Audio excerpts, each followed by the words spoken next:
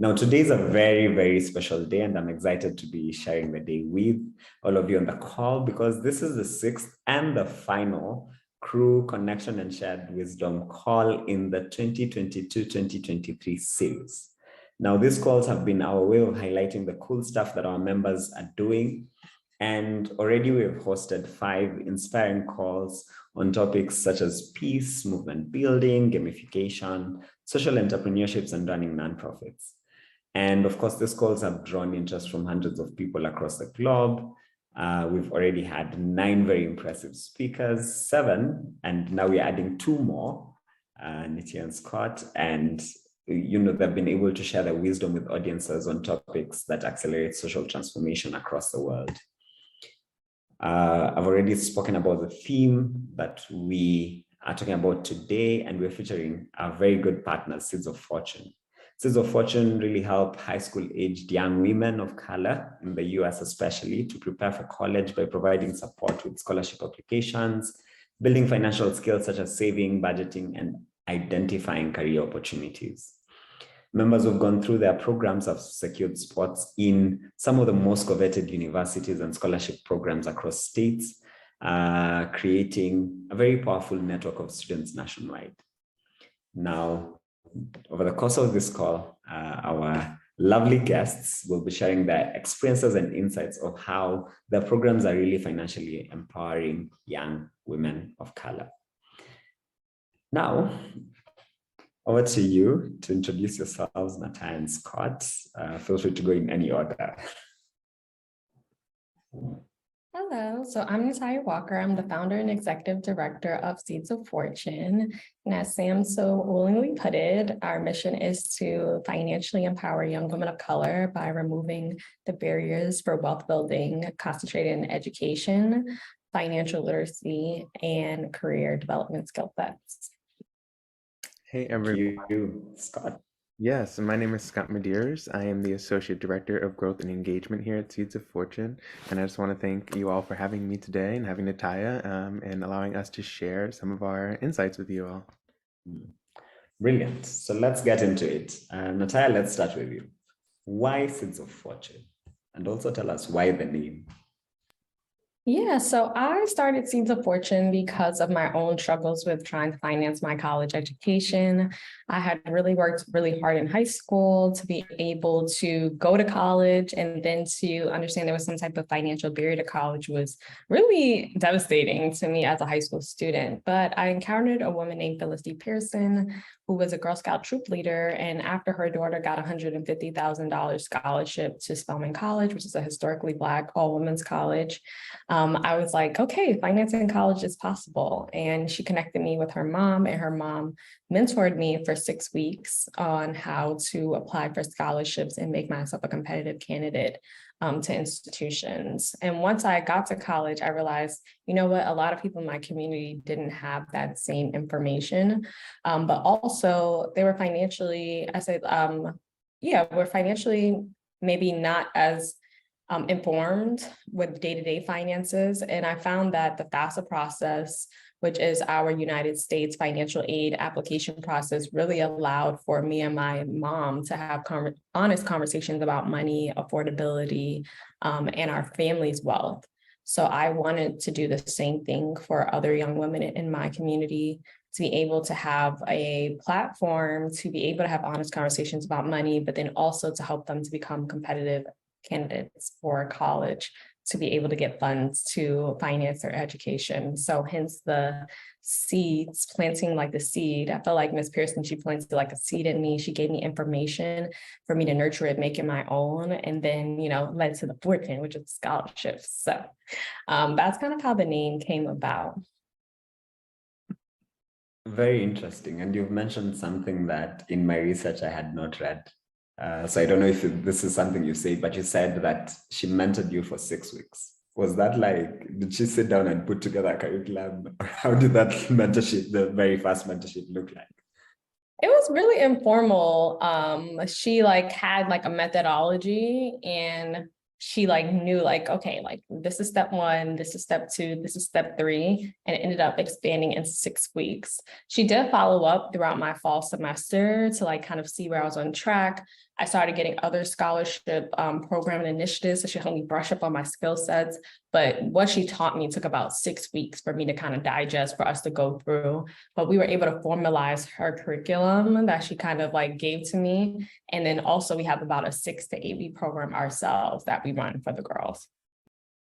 Brilliant. Now, of course, there has been, a trajectory of how these programs have grown, because there's where you started and where you are now. Now, Scott, let me come to you. Could you now expound, how these programs run? Yeah, of course. So we have a few different programs within our network. We have 4 high school programs and 1 university program. We have our Yale Women in Economics program, which takes juniors throughout their junior to senior year, really a white glove service, teaching them about the college process, understanding the investment that they're making in themselves and their futures, and really seeing it through a financial lens.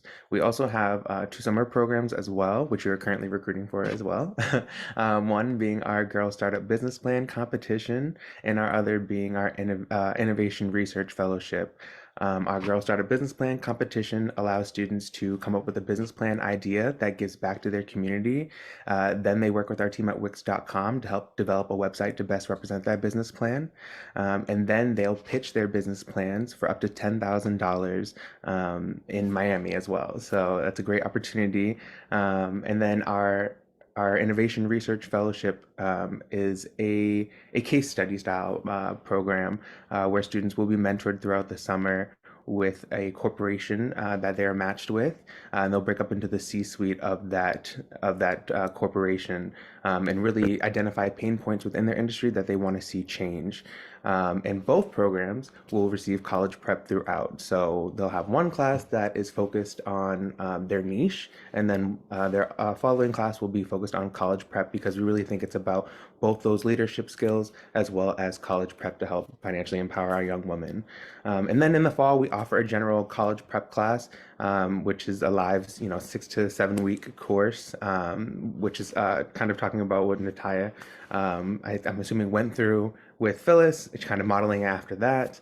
And then we support our students throughout college as well, because we want to get them to college and through college. So we don't want to just get them there and leave them alone, and hope that they sink or swim. We want to make sure they're really supported and feel supported throughout university as well. So we have our Career Fellows program where we work on some more long-term goals like saving and investments as well. Brilliant. Thank you very, very much for that walkthrough of the programs. Now, Natalia, let me come back to you and ask, because Ms. Pearson planted a seed in you, but then, as Scott has rightly explained, there's a lot that goes on. How has that journey been like? First of all, when did you begin, and how has that journey been like? How has the operationalization process been like, and what has really changed over the years? Yeah, so we started off with a cohort style model. So our first cohort was Mighty 3 young women. And we actually just added virtual clubs. So to have a virtual club, there'll be 3, like our original 3 scholars. But for the first 6 years, we had a cohort style model. So we would take about 20 young women across New York City and really groom them in the competitive college application process to be thinking about how they were going to, from the beginning of the college application process, finance their college education. And from there, we started to become very popular in New York, and we had about 250 applicants each year for 2 consecutive years. And we wanted to be able to help more young women outside of our 20 cohort of girls. So in 2019, I decided to launch an edtech platform that would allow for us to be able to build a community for the young women inside of our ecosystem. So even if they didn't get into our scholars program, there would still be a place for them to be able to get the support and financial resources to get to and through college. So we kind of were in beta for 2 years, kind of experimenting with what programs worked. What came out of that was our college prep leadership program, which became our second signature program within the ecosystem. And that ran for about 2 years, and we still have that as our fall anchor program. And then we were able to form a partnership with Yale in order to enhance the scholar experience and really kind of go through all the different forms of business that a young woman can be able to achieve and anchor down into. So we thought it would be very important for economics to be kind of the anchor for that program, because everyone should learn how the economy works, especially if they're going to make change and change it for the better. Our Girl Startup Business Plan actually has been running for almost about like 6 to 7 years now, and it used to be part of our Scholars Program initiative. But it was so good that we're like, you know what, this should be its own like initiative, and we should allow all of our girls to be able to learn entrepreneurial skill sets inside of our organization. And last but not least, you know, you got to college, you got your money, but the whole reason you went to college was to get into some type of career field or to create your own opportunities. So we thought it was really important to launch the innovation research program that would allow for the girls to start to get those bases and identify corporations or organizations or industries that might be of interest to them as they go on to graduate from high school into college. Awesome. So let's go a bit into the approach and the impact that you've been creating. And I want to stick with you, Natia, for this first part of the question. There's a lot around, as you've rightly spoken, there's a lot around financial literacy, economics, but then there's also the intersection between education. And then there's the, young women of color. So how does Seeds of Fortune address that intersection of education, financial literacy, and then young women of color, in your own words? Yeah, so we saw that statistically speaking, minority communities and minorities in general in the US context, so underrepresented groups in the US, which consist of African American, Black, Latina, Asian American, as well as Native American, are taking on some of the highest debt amounts to finance their college education. And a lot of times college for the US and many countries around the world is a tool for socioeconomic mobility. And it's now becoming counterintuitive because you graduate from college, you have this education, you might or might not have a job.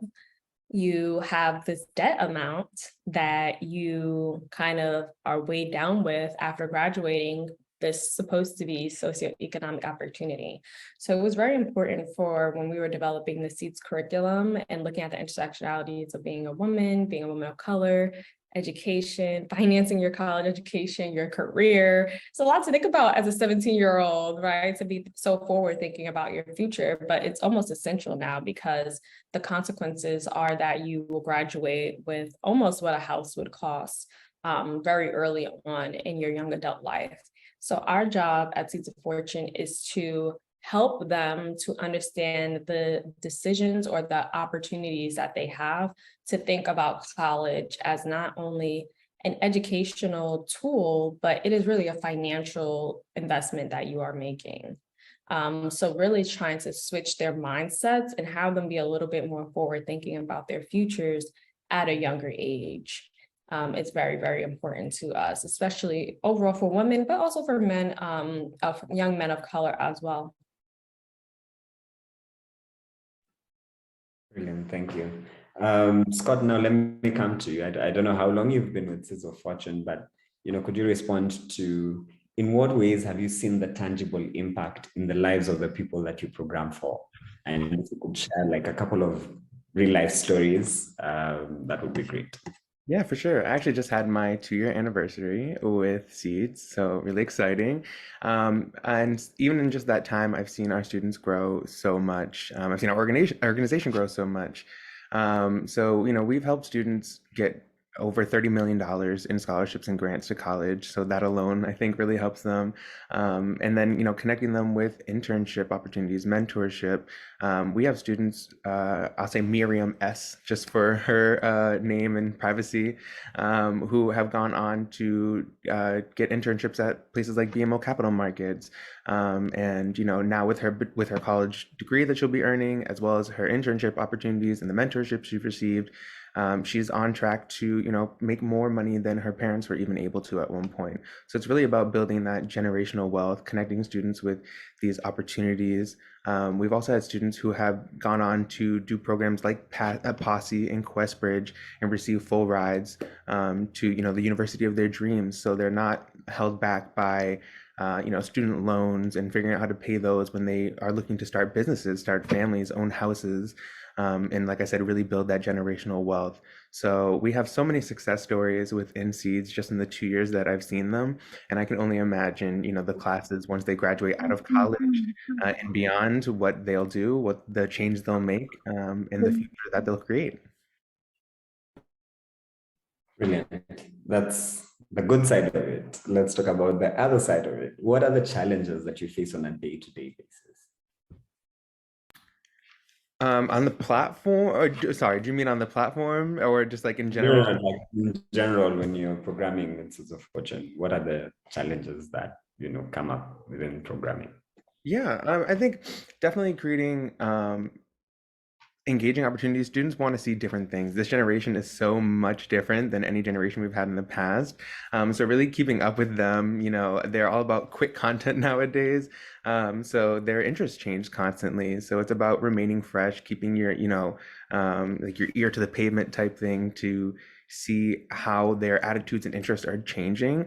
Back in the day, it used to be easy enough just to offer college prep to students and just get them to college, but students now they know how to get to college, but they don't know the investment that they're making. They don't know the opportunities that are available to them, or to create opportunities. So I think that, the challenge for us is really staying abreast uh, to our students' needs, to as well as the ever-changing higher ed environment.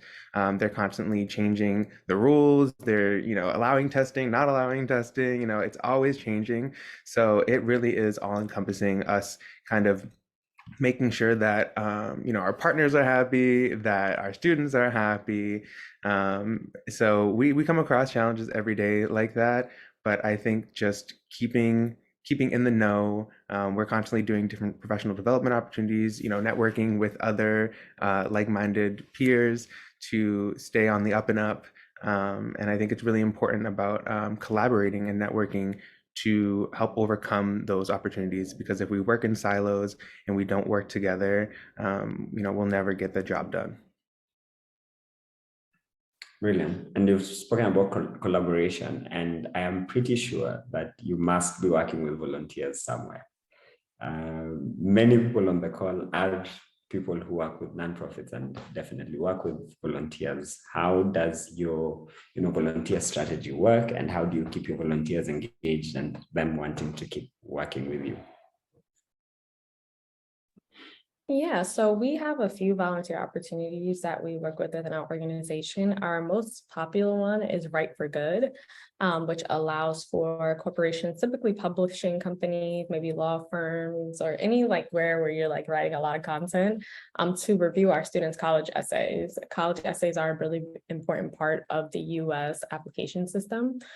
So this allows for the students to kind of get one-on-one mentorship, as well as have professionals to be able to kind of dive into their college essay and be able to tell a very unique story about themselves. And it's very rewarding for the volunteers because they've either went to college, they understand the experience, learning about the student stories and where they come from and what makes them excited and what makes them a unique applicant for college really allows for that to be a very unique experience.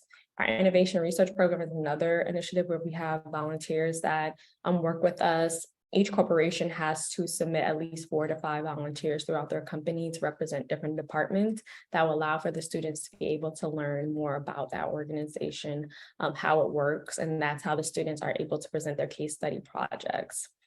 So we have a lot of like great nuances. We have interview prep with our volunteers. We just did an event with Chanel this past Wednesday, which was really fun. The Chanel corporate volunteers came, they hosted the girls at their site in Soho and really interacted with them to, inspire. They were inspired by the girls, I think doubly as the girls were inspired by them.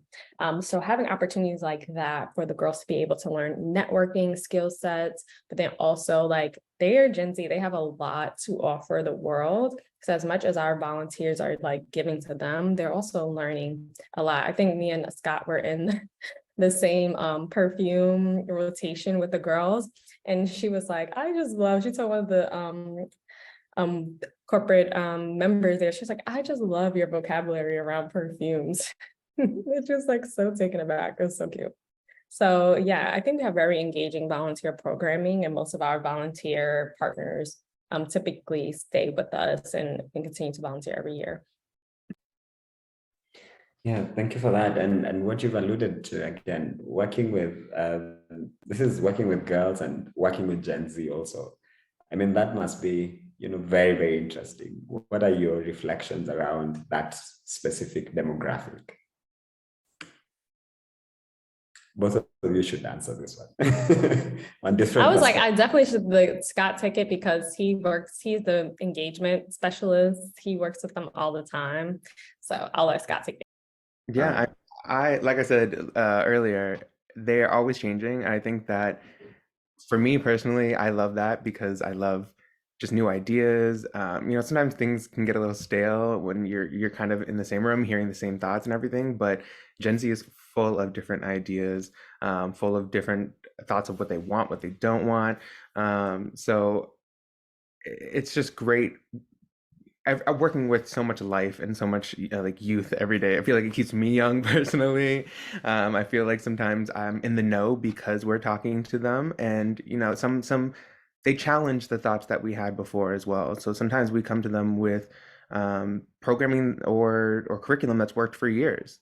All of a sudden this year it's not resonating with them, and so we need to look at why.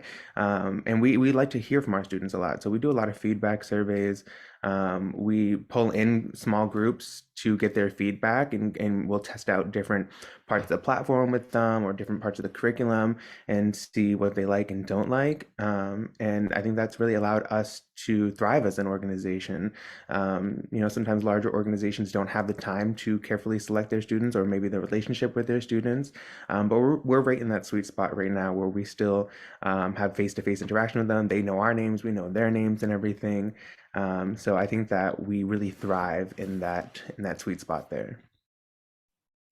Brilliant. Now, going online, I think Nasai, you had alluded something to this fact before, but could I get your reflections around, how moving from physical to online and how the platform has been able to support you to do that? Yeah, moving to the physical and online has been like a game changer because I used to have a digital research background, and when I looked at new demographic trends, e-commerce trends, everything that was happening in the online space, I had data on it. And there was a report that came out that Gen Z, or it wasn't Gen Z necessarily, it was like teens are spending more time online than ever before. And I was like, wow, if they're spending time online ever before, then we should be where they are. And when you start thinking about equity and access, we were headquartered in Midtown, Midtown, Chelsea in the city. And our girls would be, when we were originally just in New York, or even when we moved, we launched in 3 cities by 2019. So when we're in New York, our girls will be coming from all 5 boroughs, but the boroughs are very big. So a girl could be traveling for an hour and a half to get to our program after school. And then they would have to travel an hour and a half back, right, to get home, right, for their opportunity. And that's a lot. It's late. It's like almost like 8, 9 o'clock by the time they're getting home from school, right? So then that limits like who can participate, who can be a part of it. And then we had girls in Boston where the they have the T, but the public transportation system is not as robust as New York. So parents having to drive them in, them having to take multiple buses to get to program site. And it wasn't equitable. So going online allowed for the girls to be able to have Seeds of Fortune right in their bedroom, right in their living room. The information is accessible. They have their modules now. They can go back, watch the videos, right? If they miss class, they have a scholarship library that they can go review materials, see what other seeds in the past have done, right? We don't have to send them like a Google Drive now of that. So it just allowed for us to be able to grow in a way. And we are ready. I think by like 2017, we started having girls from like Florida, California, Texas, like these different states outside of New York, like trying to access our Seeds of Fortune. And then by having a platform now we're just accessible by a click of a button. So I think it has really allowed for our organization to scale, to grow, and to become resourceful in a way that the girls need it nowadays. Awesome. Now let me stick with you because next I'm gonna go to Scott. But over the years, what has successful partnerships looked like for you? Because I'm assuming you must have gone through the journey of partnership building to really get Seeds of Fortune where it is right now. So what has that journey been like, and what does a successful partnership look like for you?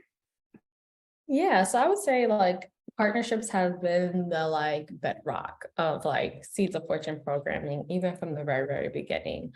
Especially corporate partnerships in the beginning.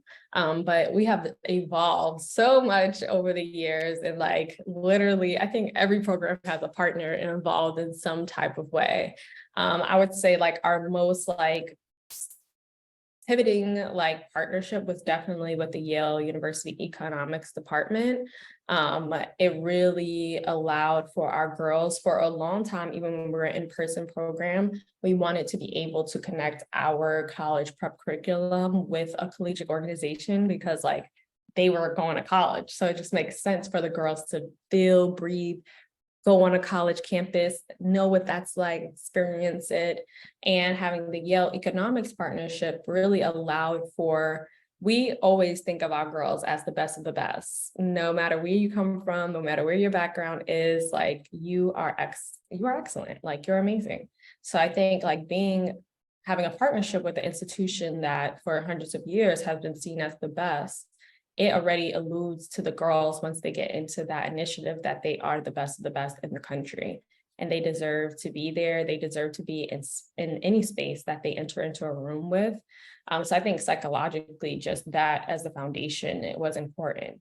But then also it has opened the doors, I feel like, for our girls. They're already amazing, right? But it enhanced their college applications, and they're sitting in Ivy League institutions themselves.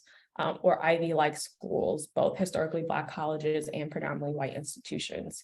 So I feel like that was a very important and pivotal partnership, and also helping to cultivate our other college partners that have come on board, that have a commitment to diversity and inclusion, as well as college affordability.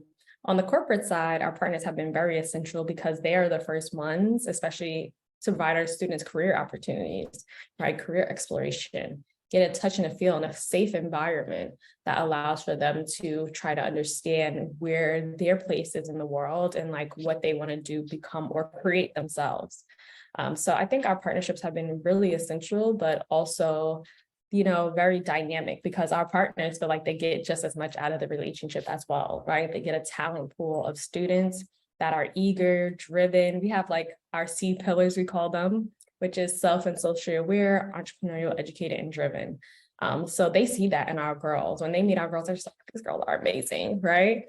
And it just allows for them to have access to opportunities. And being online, especially, has allowed for those opportunities to spread, right? So maybe in one state, a lot of opportunities were just concentrated in that one city or state.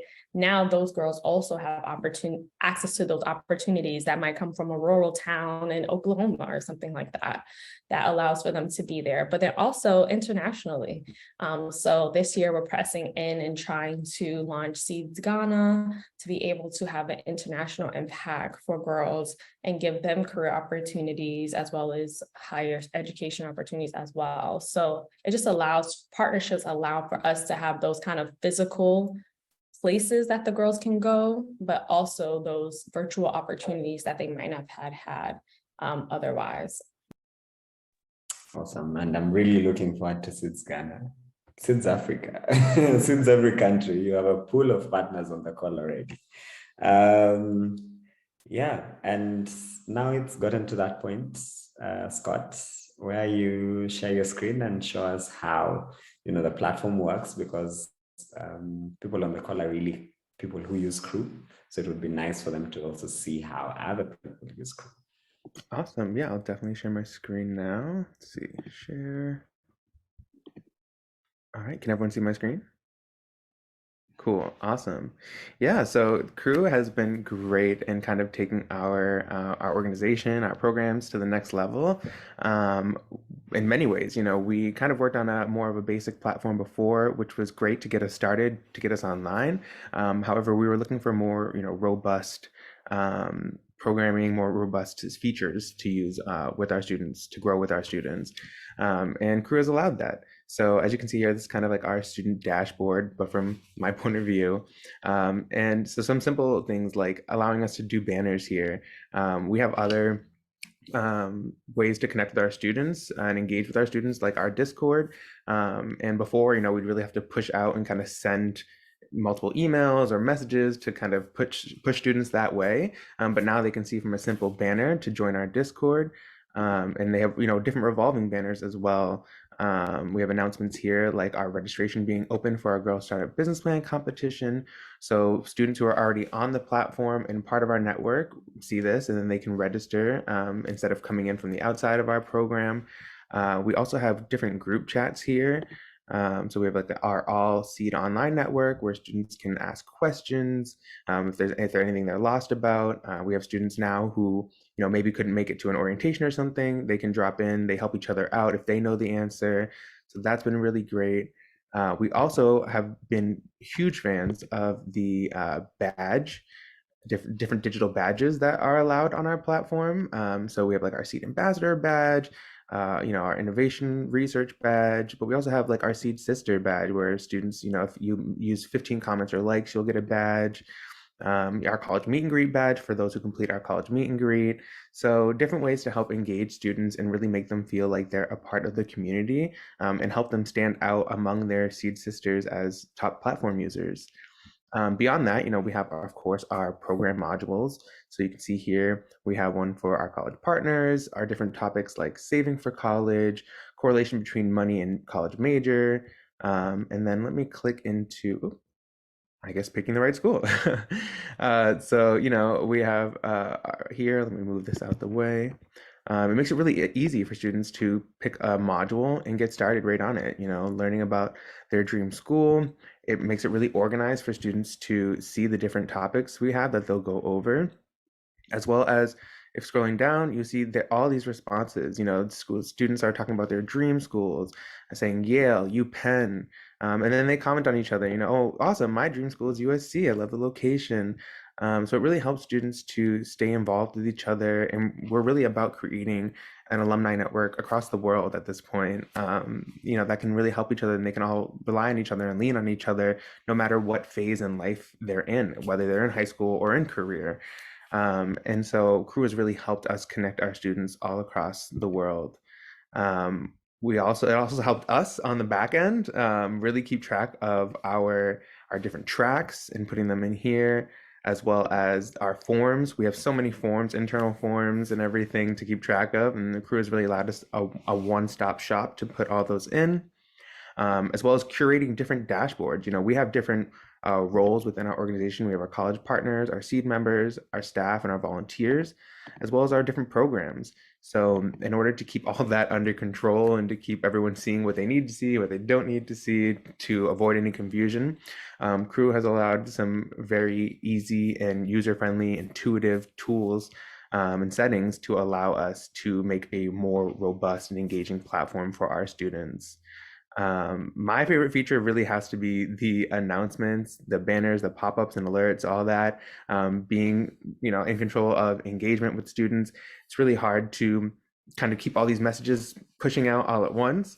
But Crew's really made it easy for that by allowing me to set up different dates that certain things will run in between, so that I know, like, when an application period ends, I don't have to go back in and take it down. I just already set it so that it comes down as soon as the application's date hits. And then, it's just made my job a lot easier. So very thankful for that. And I think our students really appreciate the new platform a lot more, because they feel more involved, they feel more a part of the network. It's easily navigable, so they can kind of click around, and they don't need someone to kind of walk them through it. We, of course, have a welcome track that we've created to help students get acclimated to the platform and our network and everything, that walks them through, what the SEED Online College Prep Network is, the programs that we have, and how to use the platform. But even without that, it's been so intuitive and, just a really easy tool for our students to use to help feel more a part of our platform and really get the most out of the features and programs that we offer. Brilliant. Thank you so much for sharing that. And it seems like you're making good use of Crew. I love the gamification bit of it. And then the intuitive part. I mean, Crew allows you to do that. It gives you the framework, but then you also have to put in the work to make it very intuitive for your community. Thank you very much for that. Now we've gotten to that point of the call where we allow questions from the participants as well. So if you have a question, please feel free to put it in the chat, or please feel free to raise your hand and we'll give you an opportunity to speak. But we already had one that had come through, and it's really pointed to something that Natalia spoke to earlier around diversity and inclusion. And Meshak from Tanzania asks, how does, or rather, how do women with disabilities, how are they able to fulfill the financial challenges to education and other gaps? Maybe you can talk about, has Seeds of Fortune thought through rather than the approach to women with disabilities and so on? And maybe you can also add other diversity and inclusion aspects that you also consider within your program. Yeah, I will let Scott take it, since he is Associate Director of Growth and Engagement. So he's kind of on the front line of a lot of the students' questions and things that they have as they enter into our Seeds of Fortune ecosystem. Yeah, I think, for all of our students, no matter what their status is, disability, education provides the foundation for building financial literacy skills, and access to quality financial education is often tied to educational opportunities. So, young women of color who attend schools with strong financial education programs may be better equipped to manage their finances effectively and make informed financial decisions. But, young women face unique challenges when it comes to accessing educational opportunities and financial education. For example, they may attend schools in under-resourced communities that lack quality financial education programs. They also may face systemic barriers like, having a disability, or, just cases that limit their educational opportunities and in turn their access to financial education. So to improve financial literacy and educational opportunities for young women of color, we need a comprehensive approach that addresses these challenges. This could include increasing access to quality financial education programs, creating targeted educational and career development opportunities, and addressing systemic barriers that limit educational and financial opportunities for young women of color despite their disability. So ultimately, improving financial literacy and educational opportunities for young women of color is essential in promoting economic empowerment and achieving greater financial equity. Brilliant. Now, Natalia, in an article, in a Forbes article that I read while I was preparing for this, you said that nonprofits are hard sometimes, but that's what makes it worth it in the end. Since we have very many founders on the call, what would be your wisdom to them? Yes, I would definitely say creating a nonprofit is not for the faint of heart. For sure, you definitely have to treat your nonprofit like a business, a for-profit business, for you to be able to sustain itself and to be able to kind of keep your programming running, because you cannot be a nonprofit without any revenues or anything coming in to be able to support your population. But I would say that you have to hold fast to like your vision and the mission of your organization, and don't falter from that. Because it will be the thing that like keeps you going when you definitely want to give up and be like, shut it all down. But once you like remember like, okay, why did I create this? Like, how can I be impactful? Also, what's the most effective way to be impactful? I think if we try to do stuff from like when we launched in 2014 and 2023, like we probably wouldn't be around today, So it's important for your organization to be adaptable and change and like meet your target population, whoever that is, where they are at that time in life, so that you can provide relevant resources and support where it's needed, for sure. Brilliant. And then thinking about young girls, if people on the call and people will be watching this later, thinking about the young girls, Gen Z, who are looking to join college and looking to, do all this, but then in spaces where Seeds of Fortune is not there yet, what would be your, generic or general advice for them? I got this. So yeah, I would say, seek out support and resources. Don't be afraid to ask for help and seek out those resources that can help with your financial education and career development.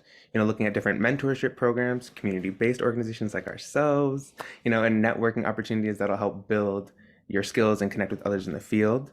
I think that also just believing in yourself. It's important to believe in yourself and your abilities, even when facing challenges or setbacks. You're capable of achieving your goals and building a successful career, and you shouldn't let anyone tell you otherwise. So those would probably be my two top kind of pieces of advice I would give. For sure. I feel Yeah. like I think something that was like important when creating Seeds of Fortune, or before Seeds of Fortune even existed, was like grit, and like there was no particular like Seeds of Fortune cultivation, but like there was community, right? And everyone lives in a community, right? So seeking out those in your community can be a great way to like kind of close the resource gap. Who is the wise person that everyone goes to? Everyone has a connector in the community. Somebody is like, oh, you should go talk to Charlotte because, oh yeah, Antoinette, she knows she's the person for this, right? Like they're informal networks and communities, if it's not like a structural organization that's there, because that's like all I had like at the time when I was trying to navigate the process. And community can be a very powerful thing when you tap into it. So I concur what Scott said, for sure. Thank you. Now we're already heading towards our time, so I'll come back to both of you. And by the way, we have two questions on the chat which are gearing you towards partnerships in Africa. So please note this very carefully. William, who asks, do you have a particular program for women in agriculture, and do you have a partner in Nigeria? So, that could be something that you think about, making programs in Africa, but then making them sector specific as well. Sarah from Ghana also says that she has a very particular passion in the disability area because both her parents were disabled. Her mom was visually impaired and dad hearing impaired. She's a resident in Ghana, and is it possible for your organization to partner in Ghana to develop a program for people living with disability? Yeah, so those are ideas out there already when we're thinking about Ghana and other cities. So right now, what we offer globally is our Girl Startup Business Plan competition. So any girl globally can sign up. We have particular areas of focus, like Ghana. We've had a student from Nigeria before participate in our program. But our Global Startup Business Plan competition, Girl Startup Business Plan competition, allows for any girl to think about a solution in her community that can work and put her ideas forward. So if you have students in your local area that you feel like have incredible ideas, like they are able to, as long as they're connected to an online device, to become a part of our organization and to be able to utilize our resources and support. We have not dived into sector related things because we wanted to allow for the girls, depending on where they're coming from. So they might be coming from a more rural environment, they might be coming from a more urban environment, they might be coming from a suburban environment. Wherever they are located, they can look around their neighborhoods, their communities, and see what solutions can be key to helping to move their communities forward. So if a girl is in a more rural agricultural community, there's solutions and problems she's going to be thinking about that a girl maybe in Lagos might not be thinking about, or a girl in Accra might not be thinking about because they're in different physical circumstances. So we want all those girls to bring their ideas to the table and be able to cultivate that solution-oriented mindset. So yes, if you have students that are in senior high school, term 1, 2, or 3, that have an idea that they want to put forward, they can apply to our platform and put their ideas into our competition. And I think that's also why, building off of that, why we created these scalable programs, so that, we can evolve with our students, our organization can continue to grow. So, we have programs like the Innovation Research Program that partners with corporations to, help bring these skills and opportunities to students. And perhaps in the future, it'd be a partnership with an agricultural-based organization if our students in Africa are if that's what they're looking for and that's what they need. Like I said, we listen to our students, we listen to their needs, and we change with them. So definitely something we'd be open to in the future, and hearing from our students as we continue to delve into Africa and learning their unique needs and pain points as well. Okay, brilliant. Parting shots. What do you think is the most important thing that any participant, when they think about Seeds of Fortune, when they think about financially empowering young women of color, what should they take away from this call? I got you. Yeah, so I think that the work is never done, even if you are benefiting from gaining financial literacy. You should always pour back into your own community. So, once you step ahead, help someone else get a step up as well. I think it's really about knowing that it takes a community, it takes a village. And so advocating for, increased funding and resourcing for schools and communities or programs like ourselves that help connect young women with other opportunities. Because, what's the point of getting to the top if it's so lonely? If you don't have other people there with you, if your community is not there with you.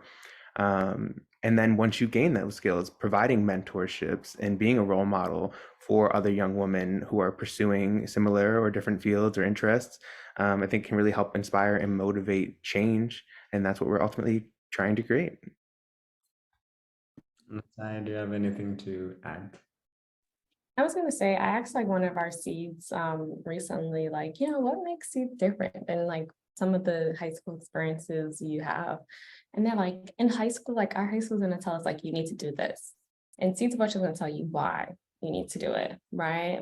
Being very purposeful about the journey that you're about to take after anything that you're about to do after high school. Being purposeful about that journey, right?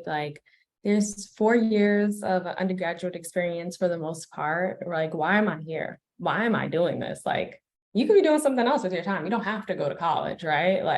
It's not a crystal ball that says you must go to college or you're going to go to jail, right? This is a decision. This is your choice, So why are you making this choice? And the why is going to allow you to be able to make very important decisions moving forward, because that's that's that inner clock that's motivating us. That's that grit. That's the why is the biggest part about why they're the next step in their journey. So I would put it all to the audience today is like, why? Why are you creating this business? Why do you have this social impact idea? Why do you want to go to college? Why do you want to go to vocational school? What is this going to benefit you? How is this going to move you forward in your goals and dreams? So yeah, I would say definitely the why. Well, thank you so much to the both of you, and thank you to Seeds of Fortune, to the amazing work that you do. Of course, this has been the 6th and the last call in our Crew Connections and Shared Wisdom series of 2022-2023. And these calls will be coming back up again in September of 2023 with renewed and refreshed energy on different topics. So we look forward to seeing all of you. But before then, a massive thank you to you, Natai and Scott, for having been our 8th and 9th guests in the series. We've shared a lot of wisdom with us. We shall be sharing the recording and a blog from this about 2-3 weeks from now. But otherwise, in the meantime, please keep in touch with Crew for All across all social media and our platform and the website as well. The website to Seeds of Fortune has been shared on the chat, and information to the Girl Startup program. So please feel free to share this information with any girl who is in senior high school and who you think could benefit from the program. Till we see each other in such a setting in September, but in different settings very soon. Goodbye. Have a good morning, good evening, good afternoon, wherever you are. And yeah, thank you for coming. We shall see you soon.